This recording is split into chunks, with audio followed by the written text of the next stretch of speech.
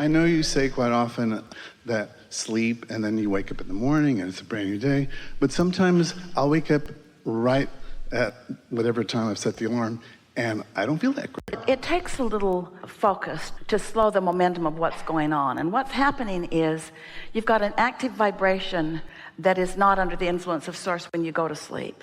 And then when you wake up, you jump right in there because of association, maybe environment, maybe people around. You're not owning up that it's always thought then feel. You're not just waking up. When you go to bed, do you sleep?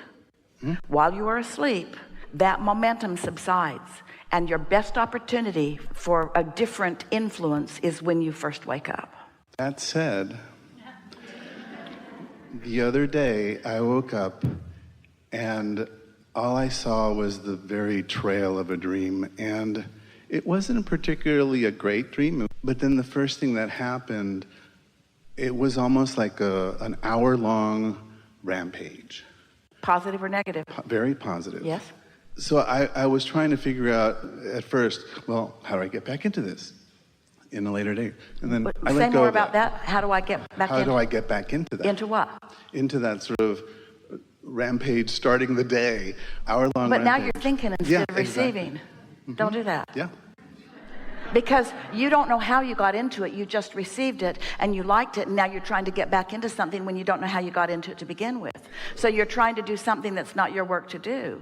That'd be like saying, I fell off a cliff, it wasn't that high, and I lived, and gravity took me down.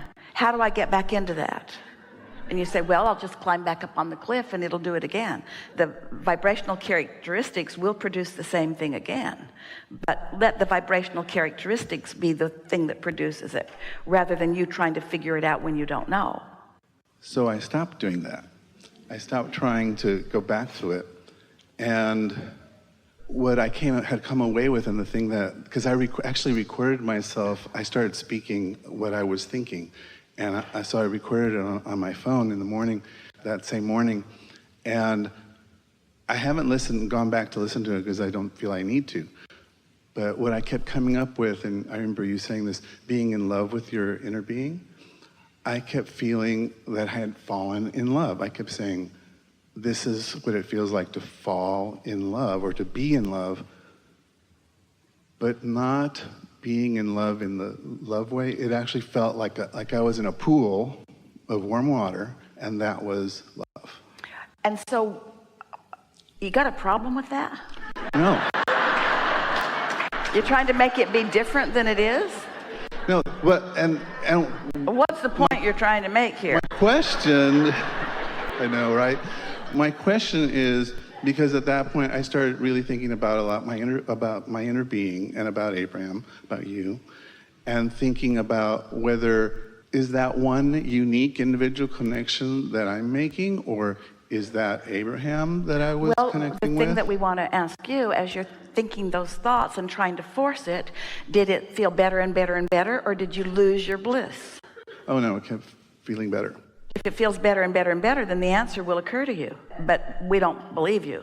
We think you recognized the bliss, and then we think you overused it by trying to use the power of non-resisted thought, which took you into trying to make something happen. This was an opportunity for you to feel the difference between receiving and trying to make something happen.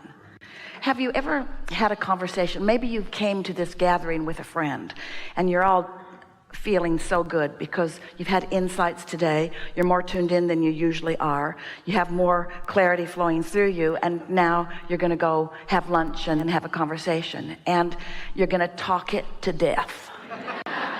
You're just going to chew on it and chew on it and chew on it until you're going to wish you were dead. We're exaggerating. But you've been in the receiving mode. A lot of this receptivity has reset the vibration of your being, and you're feeling more lighthearted. You're in a better point of attraction, but you don't need to regurgitate all of it and now utilize what you've learned in some beneficial way. That's a given. The good is coming to you as a result of your vibrational adjustment. And that's really the strongest message that we have to you, because you started out, it was almost like a trick question. You said, I wake up and I don't feel all that good. And so we explained about that. And then you said, oh, but then I woke up and I felt so good. And it just went on and on and on and on and on. And we say, usually you have one tendency or another.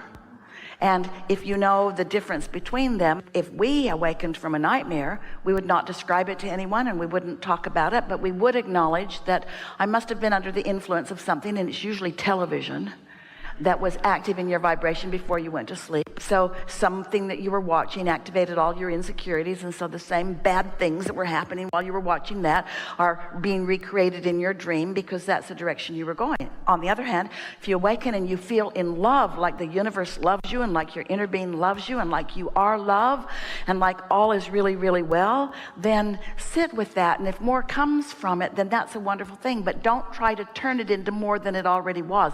Don't you be the creator of the dream. Be the receiver of the dream. This is the most important thing that we could ever say to you. Be the receiver of the dream. Don't get step 1 and step 3 mixed up. Step 1 is when you do the creation. That's when you get in there and you duke it out and you fight it out and you worry about it and you scramble around and you sift through the contrast and you launch rocket after rocket after rocket after rocket. And then the universe, your inner being, source, does step 2. And then the law of attraction responds to their point of attraction, to their lovely point of attraction. And your creation, your expansion becomes more and more and more and more and more. And then when you chill, when you appreciate, when you bask, when you meditate and you quiet your mind and you begin to receive, let that be step 3. And when you're really secure in that, then thoughts will flow to you. You got a lot from that just now, didn't you? And here's what your confusion has been. We love you so much. You have been trying so hard to prove your worthiness. You try so hard to sacrifice and struggle and suffer in order to make things move forward. And that doesn't move the positive things forward that you want. Struggle and suffering only moves forward more struggle and suffering. It just does. It's just the way that the law of attraction works. It's an across-the-board equal opportunity law that is responding to whatever is. You get what you think about, whether you want it or not, and you can feel what you're attracting, whether you want to admit it or not. And so when you're able to separate in your mind step 1 from step 3, and you really finally hear us, that your dominant conscious work is to prepare yourself to receive. Because life's coming at you and causing you to do the step 1 work. And that's really a wonderful thing, isn't it? You're mixing it up and you're having lots of experiences and you're pondering and you're concluding and you're seeing results of things. What an incredible synthesizing of life you all are about. And what an amazing mass consciousness vortex that you are creating. And then, if you could just love yourself enough to not be struggling and sacrificing for just a minute, maybe, just maybe, you'll tap in to an impulse that will be pleasurable. But there's the rub. So many people don't think that it is a right place to stand in pleasure. They really don't. If they're not suffering and if they're not struggling and if they're not demanding, then they don't think they're getting anything done. And we want to acknowledge you can get a lot done in your meanness, but there is no comparison to the leverage of source energy. You want to be the creator you were born to be, you got to tune in and let the energy that creates worlds flow through you. And when it does, it doesn't feel like struggle, it feels like ease. And when it does, it doesn't feel like confusion, it feels like clarity. And when it does, it doesn't feel like hatred, it feels like love, you see. Enough? Really good. Really good. Yeah.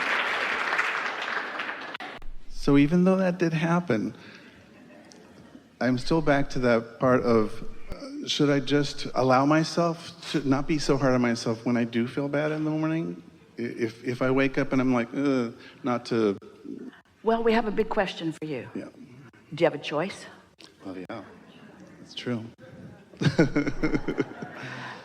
Could you have gotten out ahead of it? You see, if you fall out of an airplane and you don't have a parachute and you say, Abraham, what do I do now? We say, hang on, it'll be over soon.